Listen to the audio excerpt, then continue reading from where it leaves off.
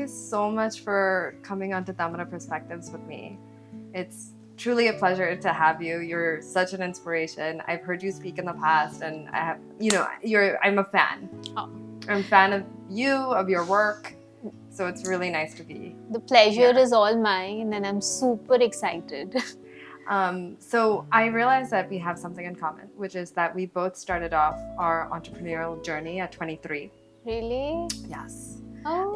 And I'm in the same sort of complementary industries, because I was in food and beverage and restaurants, and you, of course, started Mitti Café at 23. Yeah. So I'd love to hear a little bit about how you got started, why you got started, and if you had the mission that you have now from the beginning. Yeah. So I'll take you all back like a couple of years. I was this 22-year-old in college with very simple aims in life. So for me it was that I'm going to get a job, post the job, I'm going to send some money back home, and with the rest I'd want to party. So this was it. But God had other plans, and I got to watch this one documentary in my final semester in college that changed my life. And for those of you all who might not have watched it, this was by P. Sainath, where I get to meet this one character called Nero. So Nero was an emperor in the ancient Roman Empire. He was mighty, rich. He would win one war after the other. And you see, one day he wins the biggest battle of his life. And when you win, you celebrate, your party. So he decided to throw this party, and he invited the who's who of Tinseltown. He invited kings and queens, princes and princesses from across 7 kingdoms. And as evening befell, Nero said, "Boss, we need some lights to make the party happening and rocking." So he decided to burn waste, kachra, to generate light. And he decided to burn the prisoners of war and the poor people who he had captured, who he considered not more than waste. I remember I was 22 then. Sitting in that classroom, I was there for the next 3 hours contemplating as to what did I just see? What just happened to me after seeing that? And which is when I realized the simple thing, that the problem was not Nero. You see, you could equate Nero with atrocities, injustice, discrimination, all the not so nice things that we see in this world that exists even today, like very commonly. And that was not the problem. The problem was the larger statistics, which was really, Nero's guests, as to how thousands of them could sing, dance, drink, when fellow human beings suffered, burned and died. And a bigger realization for me then was that I was one of Nero's guests. That is, if you feel something about anything, and if you're not willing to take action, then you've taken a side. And unfortunately, it's a difficult side, and the side of the oppressor. And I was brought up by my own grandmother since I was 2, which was when my brother was born, and my mother fell very sick, and my grandmother took charge, and she had a disability. But all that I could see in her while growing up was abilities. And contrary to when I went out into the world, it was quite off as to how a person's disability and disability alone can define the economic opportunities that they get, the friends they find, the love they find. And it was very different from what I had grown up believing in, seeing, and which is something that it deeply affected me as a child. And I decided that, disability inclusion is something that I definitely want to explore. So post that documentary, I decided I will not sit for college placements, and instead started volunteering with organizations that work in the inclusion space, doing great work to understand, explore whether the way I think, versus the way the world thinks, which makes more sense. And I'm a mother to a 2-year-old now, and there's a second one coming. And generally when we conceive, what do we say? That we want a healthy baby. What does a healthy baby mean? It means a child without a disability. Yes. Yeah. But the problem, as I realized while I was working with these organizations, volunteering with them, was what I had always understood as a child, that the problem is not that there is a person with disability. The problem is a much larger statistics, which is the disability and the perception of the community. That stops us from seeing the magic in their abilities. And I wanted to challenge and change that, which is when I decided I needed a common denominator that could connect everyone, people to people. And what better than food? So food is a medium to connect the community. To do two simple things. One is money should enter the accounts of these amazing people year on year. And more important than that, to be able to create awareness about inclusion with every meal or beverage that we serve. And that was where Mitti Café began with. So I started Mitti with 0 startup capital and multiple rejections. And yeah. That's amazing. I would have also imagined that dignity in the workplace has been something which has been very important to you. Absolutely. I mean, it's a non-negotiable, right? Like, irrespective of whether we're talking about disability or we're talking about any other vulnerable community, what I've always believed in is that when we talk about development, right? That's like the it word that we use all the time. But development alone cannot exist unless it is inclusive. It has to be inclusive development where we embrace, provide dignity, create opportunities for everyone in the society. And that's the only way a society will develop, right? Today, if we see, we confuse development with growth. And growth, if a few people grow, the GDP will rise. If people fall sick, GDP will rise. Whereas development is inclusive. Yes. And it can only happen when you provide dignity, opportunities to every individual. So at Mitti, that is the key. I mean, what we're doing is nothing magical. What we're doing is normal. And what we're doing is nothing great. Something that can be replicated, emulated by anyone. It doesn't have to be F&B. It doesn't have to be only disability. I mean, this is something which is normal and it is all pervasive that anybody, if you have empathy, that's the key. Compassion, courage and empathy. I think your empathy is oozing, right? I think, because it's not easy. I think, entrepreneurial journeys are difficult. It's not, they're never sort of smooth sailing, and it sounds like in the early days you also had sort of these challenges in getting funding and things like that. So as you've grown, I wonder, because Tamara also is a responsible business, right? And so we measure ourselves on a number of factors. It's not just revenue and profit, right? We take it much wider, and we say that, okay, we also need to, of course, in a hospitality business, you are satisfying the customer, but you're also satisfying your employees. But we also look at sustainability very strongly. So I was wondering, in your business, as you've grown, have the ways in which you measure your impact, have they evolved? Have they, like, what are they, beyond just your typical things that a business would look at? So, from the very beginning, scale was something that, that I personally always believed in, that, we definitely want to scale our impact. But it's not just in terms of numbers, right? For us, like every story, Mitti is its stories, right? Which right from our first employee, I remember when I had started Mitti's journey, and I had distributed these pamphlets in Kannada in Hubli, which is where we started our first cafe. And it was like this vacancy pamphlet that if you have a disability, experience no bar, age have to be above 18, like the 18 and above, education no bar, if you want to learn, we are here. So for 3 days nobody responded. I thought, this is going to sink. But then I received this one call from the mother of who eventually became our first employee. So she called and she said that, my daughter, she has a disability. She didn't even know what disability it is. She just said that she's not like others. She can't walk. She can't hold things. And the fact that it took her, like almost 3 days since she got the pamphlet from a local shopkeeper, that she even thought that calling would make any sense. So I said, just bring her in. And I remember when she came in crawling for the interview, because like her family could not afford a wheelchair. And I just immediately got a got like a low seating, and both of us were just sitting. And I tried to chat, like initiate the chat with her.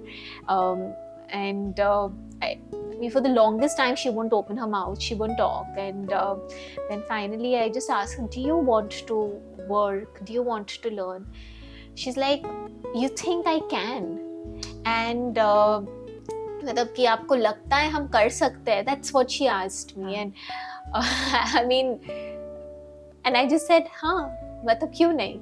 And that was it. And that was her interview. I think those 2-3 sentences. Yeah. And then we got her in. And I remember, like, if you would give her like half a cup of coffee, her hands would shake and it would fall. And one of the highlights of my journey, while we talk a lot about scale, but scaling what? In the pursuit of scale, often we forget that, we are dealing with humans. And for me, when I look back, I think one of the highlights of my journey as an entrepreneur has been that, one day she didn't drop that coffee. And I didn't realize. It was only very, very late that I realized, I mean, it just so happened that she just, like that coffee that I would give her every day, and she would, like, she wouldn't be able to hold that, she wouldn't be able to hold money. One day, she could. And I mean, I think that has been the anchor, from the beginning till today. It is our stories that we celebrate, and stories that, I mean, I'm no conjurer, I'm no magician. I mean, all that I have done is just created this platform, given them the ownership, and they are the ones who show magic. Yeah. I mean, it's just a mirror that you need to show to them after years of rejection, after years of being told they're not good enough. Or and can do, yeah. right? It sounds like nobody even told Absolutely. them, like, instilled any confidence. And today in the them. same girl, if she sits on her wheelchair and she manages 10 other people with disability, she's the manager for our first That's cafe. Amazing. And there are so many stories like hers. So I think for me, more than scale, while scale has happened because there is ownership within the organization. Yeah. When you go to a Mitti Café and you ask anyone who owns Mitti Café, I don't think anybody is going to take my name, because they all feel that they own Mitti Café. And that's how we've been able to scale. But the strategy for that has been to focus on your people, to give them that basic dignity, to show them the mirror to their abilities, and they've done all the magic. So do you feel like there's any secret sauce in the way that you were able to inspire them to bring about that culture? Because it sounds like, I mean, of course you must have been the catalyst, but then they've really taken it up. See, a lot of people ask me, as to what have I done? And I'd say, at the moment, I'm the most useless person at Mitti Café. I go to Mitti Café to eat. And well, you enjoy your product. Yeah. That's a great thing, yeah. And the rest is done by these amazing people there. I think one thing that, I have realized very early on in my journey is that everyone, irrespective, has got some ability. And my inability to say a no has been, I think, my biggest strength. Yeah, I was going to say, it's your ability, right? I just can't say. Vision. So I remember there was this girl, she came in and she had multiple sclerosis, and at that point of time we had just started. I was no expert at, engaging persons with very severe disabilities. And like multiple sclerosis is a very severe disability. You have very little control over your limbs, like your hands or legs, or even your bowel movements. And so I remember she came in, and and of course, like, and it was just me. I was the sweeper, I was the recruiter then, I was the fundraising manager, I was everything then. It was like a one-woman army. Yeah. So when Sabiha came in and, we took her in, and then we tried to put her in the kitchen, it didn't work out. It was a flop. I mean, it just didn't work out. And then I realized that she's got the gift of the gab, which means if you come in for a 10 rupees chai, she will talk you out of a 50 rupees combo meal. So she was in the front counter doing all these amazing things. And, fast forward, there's been like one very, very important lesson that I've learned from her.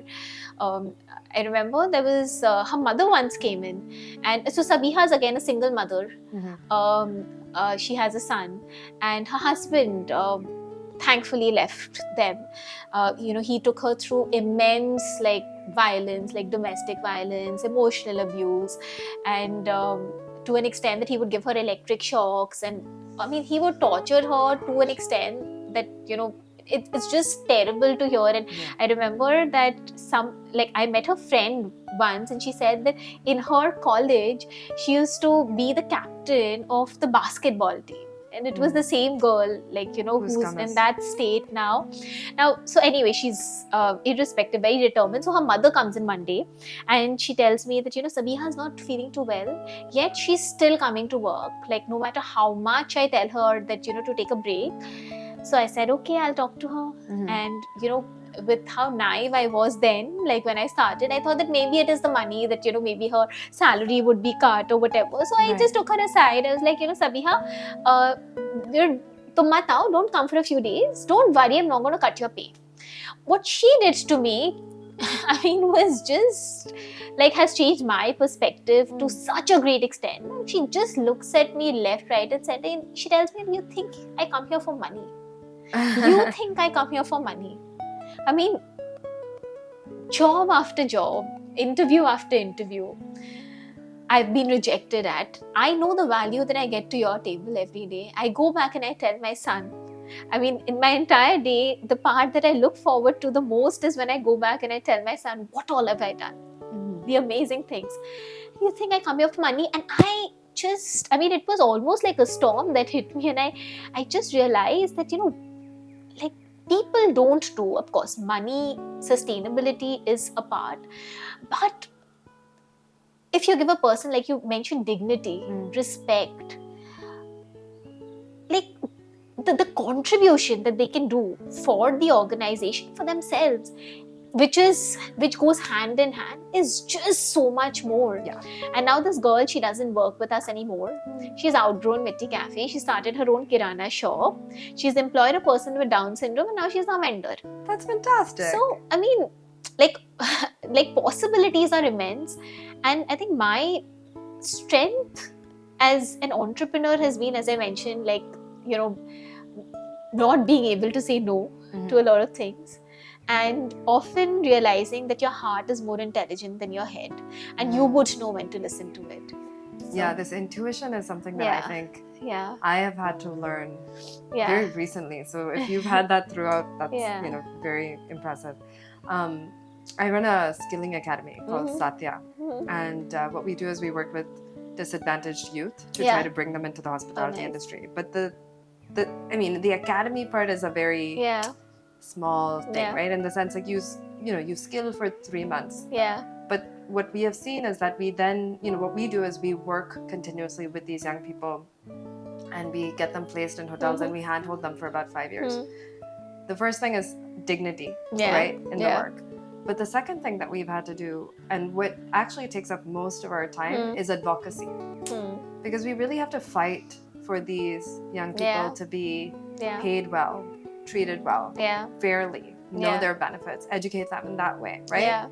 With all of the chains that we work with, including, Tamara itself, right? And then you have to educate everyone. You have to educate HR, you have to educate managers. And I think it really opened my eyes to the power of advocacy that, people who have some privilege need to bring to those who are not as privileged.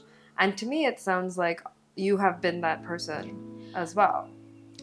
See, sensitization is the absolute key. Like, for us to create a Mitti Cafe, that's the simplest thing. Like, you give us an empty space, we'll get the plumbing line, we'll get the electric line, we'll create a kiosk, and we'll put the equipment, and we'll have some of our team members with disabilities who are deployed there, trained and deployed, and we'll cut the ribbon.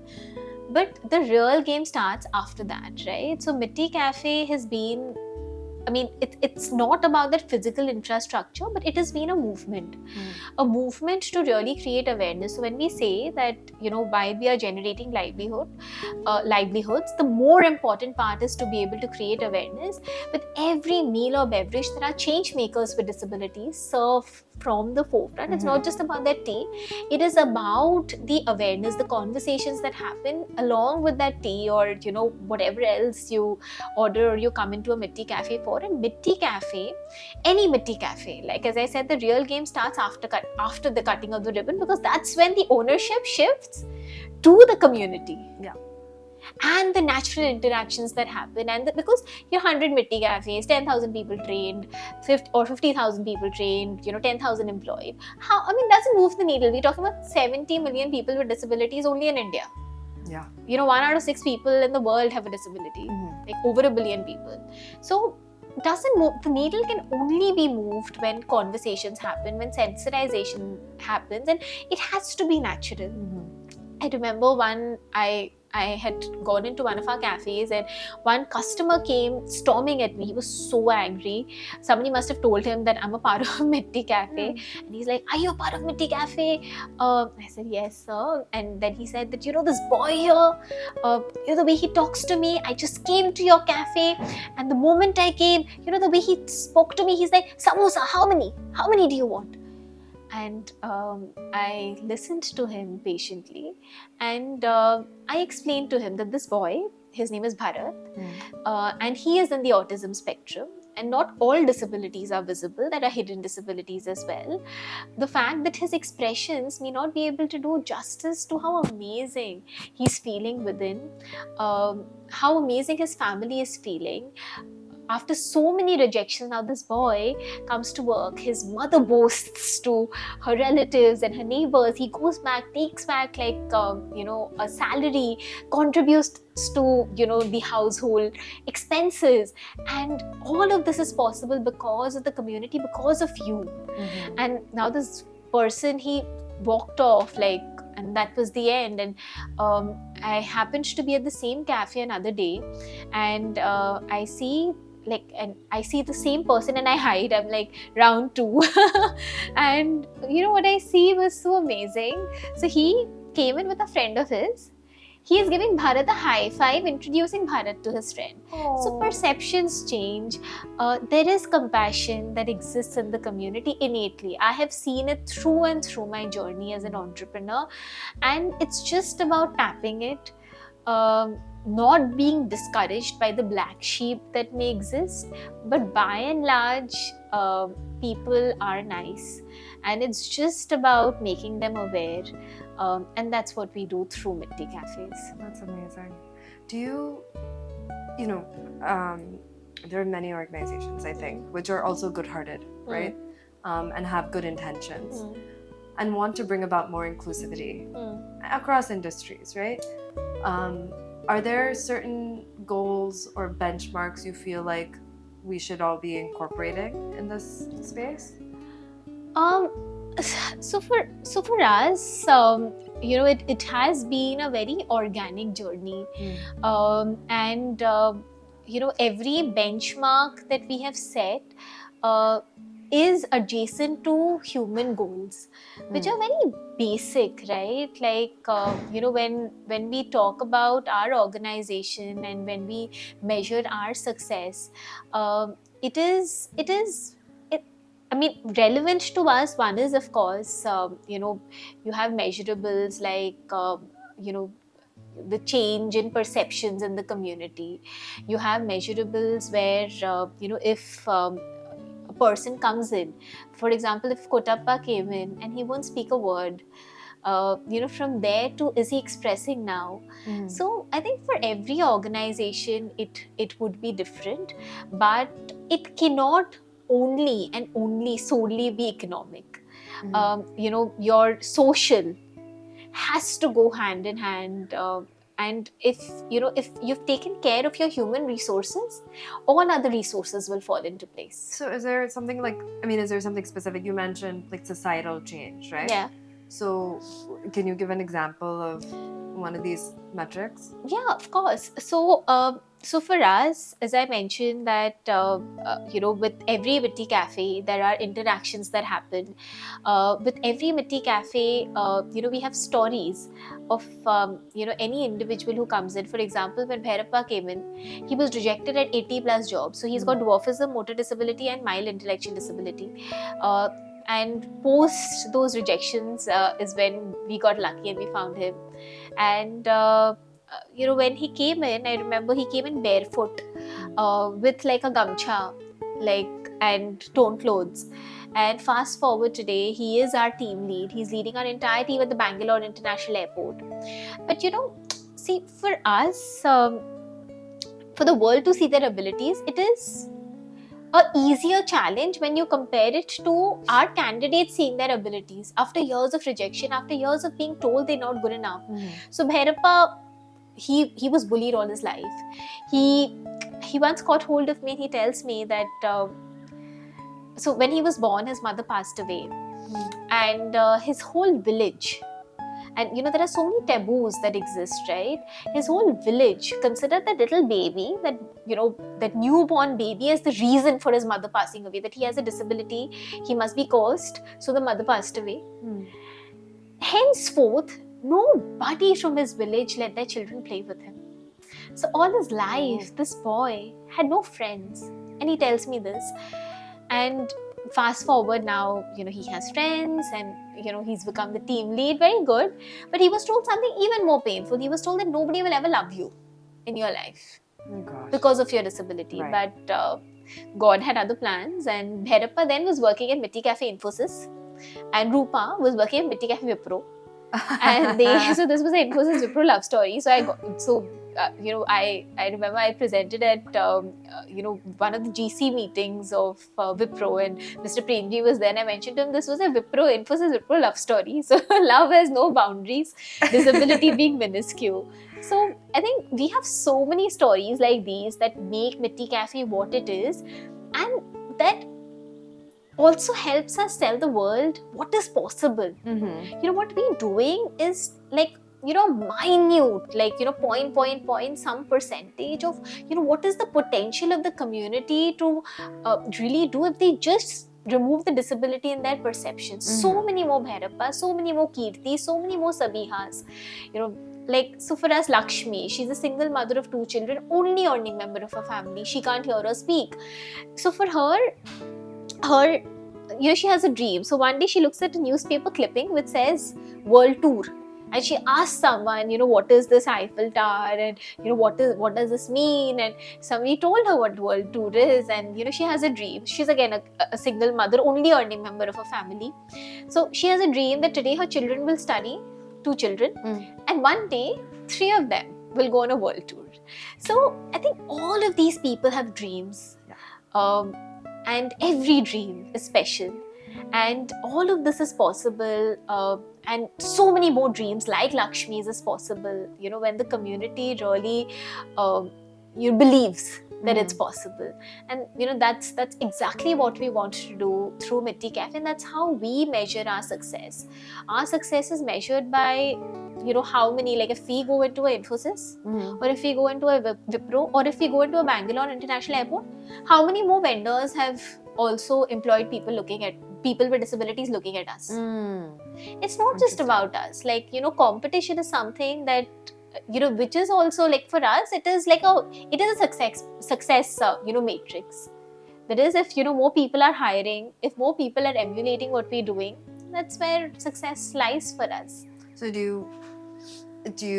are you measuring that in any way? Are you So for us, it is one is, of course, the number of people who access a Mitti Café, which is measured by the number of bills that we generate. So it's quite measurable. But then there are so many other things which can only be measured through case studies. Yeah. For example, when we have another vertical called Karuna Meals, which started again during COVID, when most of our cafes had gone into hibernation. Right.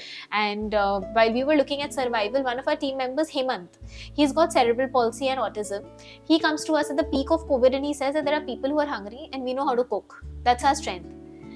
And not everyone can come to a Mitti Café and afford it. That was, imagine this boy. Generally when we talk about people with mental disabilities, we say that they are aimless, they don't know what they are doing, they don't know what they are saying. Our experience has been so different. People with intellectual disabilities, they might be slow, but then they are perfectionists at whatever they do. And their biggest strength is that they do from here, they think from here, they say from here. Yeah. So that's their biggest strength. And we caught on to Hemant's vision and we started with a few hundred meals. And today our team members with disabilities have distributed over 6 million meals to the economically vulnerable, even in communities like Bhairappas. So this is like a CSR initiative? It is a CSR see, initiative where the focus is to, one is of course, we are providing nutritious meals to communities who can't come to a Mitti Café to afford it. So Mitti Café goes to them. And also, perceptions change, right? When you go to a community like Bhairappas, where they didn't let their children play, and you have people with disabilities going, serving, and really doing so much for the community, perceptions change, and that's what we do through Karuna Meals. So so many examples like these where we've seen perception changes by just natural interactions that happen through the various initiatives that we do.